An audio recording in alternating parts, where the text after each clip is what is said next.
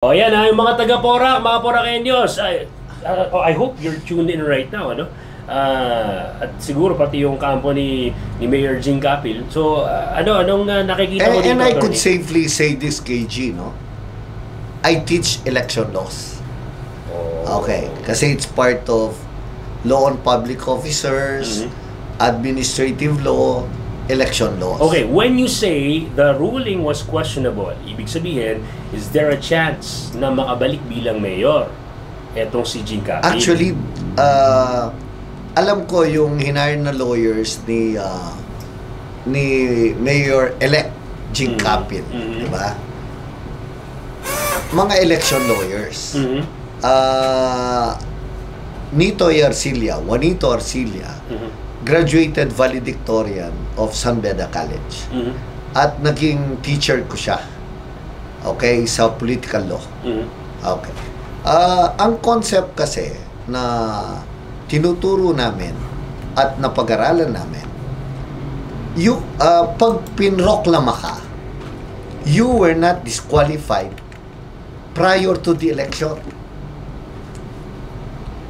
Pag pinroklama ka, yeah, you were not disqualified prior to the election.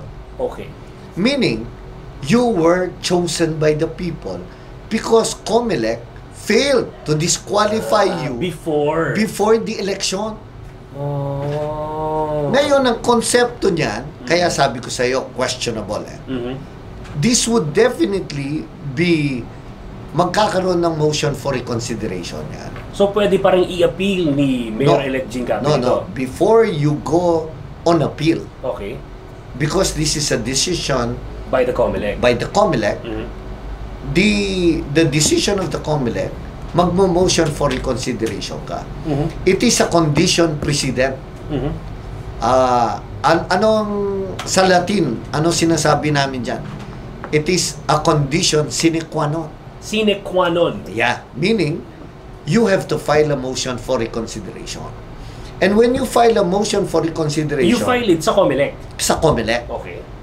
At yan, dadalhin ng COMELEC sa NBank.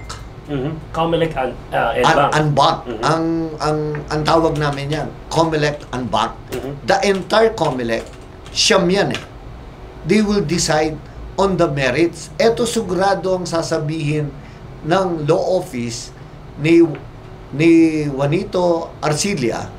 Kasi siya ang dating kasama nung buhay pa si Brillantes eh. Di ba, ang kasabayan ni na Makalintal, sina Brillantes, Quadra, Laila de Lima eh. Yan ang apat na sikat noon. Okay.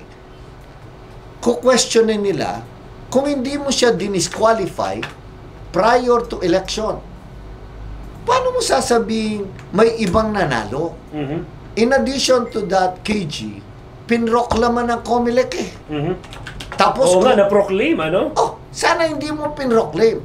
Ang tama kasing ginawa nung kalaban dapat, nagkaroon siya ng pre-proclamation protest controversy. Protest. Yeah, okay. Pero ang tawag namin dyan, pre-proclamation controversy. Okay. So, ibig sabihin, bago siya na-proklama, dapat doon nagprotesta. Oo. Dapat, kumuha siya ng TRO, hindi pinroclaim ng Board of Canvasser.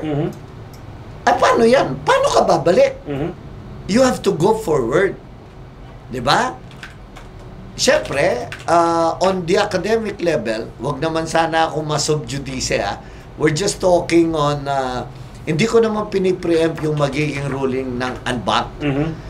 Pero, I'm just basing this on jurisprudence. You remember the ruling of Lasatin versus Timbol, at saka yung ruling sa dating mayor ng Mabalacat, si Marino Boquing Morales. Marino Boquing Morales was disqualified prior to election and prior to proclamation. Kaya ang naupo nun, yung si Chris Garbo. Kasi nga, na-cancel yung COC. Yung kanyang, yung pagiging kandidato niya. Dito, paano mo sasabihin yun? Oo nga, kasi pinroclaim naman ng COMELEC eh. Hindi lang yun. Pinabayaan ng COMELEC na kandidato siya eh. Ibig mo sabihin, pwede mong bawiin yung ginawa mo. Kung nagkamali ka, sorry. Ano ngayon ang mangyayari?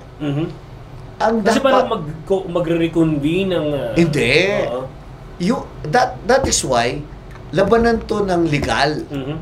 Siyempre, kukuha ka naman ng TRO ngayon kung ikaw ang abogado ni Jing Capil. Di ba? Na hindi rin mapoproklama muna itong si Correct. Mike Tapang na apparently na sinasabi ng COMELEC siya. At pag pinilit ng COMELEC, ang sasabihin mo, grave abuse of discretion. Wala sa power mo yan. Bakit mo gagawin? Dapat, hindi mo pinabayaan. Kaya nga sabi ko, it's questionable. Sino ang dapat uupo? Yung vice mayor. What is the ruling? Diba, last time, pinag-usapan na natin dahil election Correct. Vox Populi, Vox Dei. Okay. The voice of the people is the voice of God. Hindi siya hinalal Sino ang binoto? Jing Capil At ang laki ng agwat ng boto. Paano mo pa uupuin? Di aalsa ang tao. Hindi naman namin hinalal yan. Ano ngayon ang mag-a-apply dapat? Rule of succession. So when you say rule of succession, yung vice mayor ang uupo ngayon dapat na mayor. Ang first councilor ang uupo bilang vice mayor. Iyon ang ruling. Yan ang Lasatin versus Timbol. Actually, Lasatin versus COMELEC. Sabi ng Supreme Court, alam nga naman baguhin ng Supreme Court na sinabi niya. Pag hindi ka binoto ng tao, second ka lang sa botohan, di ka pwedeng mag-assume yung hinalal na vice mayor ang upo. So, usapin dapat, you're elected by the people. Hindi kayo elect paano yun? So, these are the jurisprudence. And how COMELEC and BANC would rule on it, siyempre magbabase sila sa jurisprudence. At makikita mo, magkakaroon niya ng divergence of opinion. Pwedeng siyam sila. Pwedeng 5-4, pwedeng 6-3, pwedeng 8-1, di ba? Pero sa ganitong senaryo, naglabas ang COMELEC, sabi niya, uupo, hindi naman ang vice mayor, uupo ang pangalawa na kuha ng pinakamaraming boto, which is Mike Tapang. Hindi pwede. Katagal ang proseso? Hindi, sana hindi siya pinroclaim. Pero wala pa naman ata no? Oo nga, alam mo kaming mga nagtuturo at maganda si Darlene Berberabe, ko-connect lang natin. Galing siya sa academe. Hindi mo, may tinatawag tayo din sa Latin stare decisis. Anong ibig Stare decisis? Oo. Kung ano yung mga dating desisyon, hindi mo pwedeng palitan basta. Babaguhin mo, i-explain mo mabuti. Ibig ba sabihin yan? Gusto ng COMELEC, baguhin na Supreme Court ruling? At yung decision ng COMELEC, a-appeal yan sa Supreme Court. Paano babaguhin ng Supreme Court? Diba? Una sa division. After the division, pwede kang mag-MR. At pwede mo rin MR's motion for reconsideration. At etong rule namin, kaming mga abogado. If there is a standing jurisprudence, a division, kung mag-a-agree siya sa COMELEC, magmo-motion for reconsideration ka, ano sasabihin mo? Hindi ho siya consistent sa dati niyong ruling. Pwede ba? I-rule yan, not by a division. Dapat i-rule yan en banc.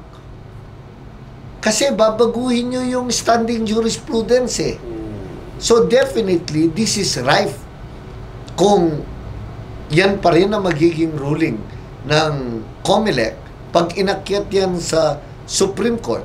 Sumang-ayon yung division ng Supreme Court sa COMELEC, aakyat yan en banc. Kasi nga, hindi mo pwedeng basta baguhin ang principle kung hindi mo isasubmit sa 15, 15 ng members ng Supreme Court.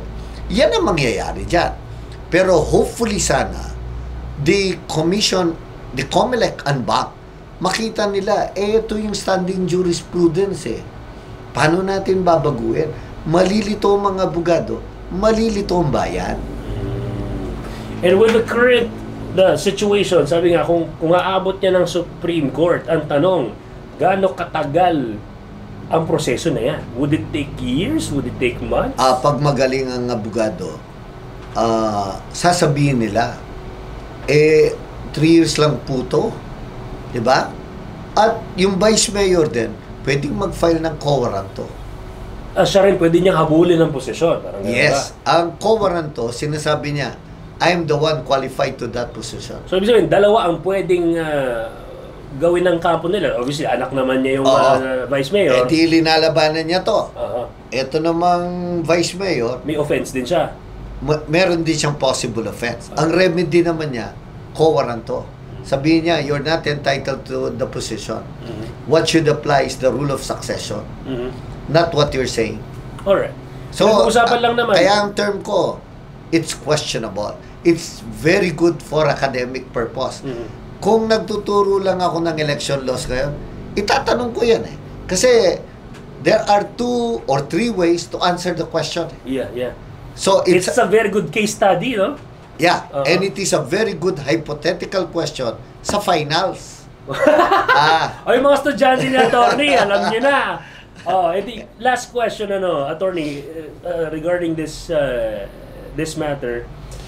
Kung sakali ba na mapatunayan na naging mali yung desisyon ng COMELEC, may pananagutan ba sila ngayon? Wala naman. Hindi sila pwedeng habulin ngayon ng kampo ni Kapil na, bakit Kasi nga, pag na-appoint ka sa posisyon na yon, ang tinatawag lang doon nagkamali kang nagdesisyon. Diba? You misapplied the law. Okay. Kaya nga ang final arbiter, Supreme Court Pero administrative, except kung may nakapicture sa'yo, kaya ka nag-decide ng gano'n, tumanggap ka ng isang kahon na something, kung sakali lang, no? Kung sakali lang. Ano lang naman, kung may ganong klaseng senaryo na mangyayari.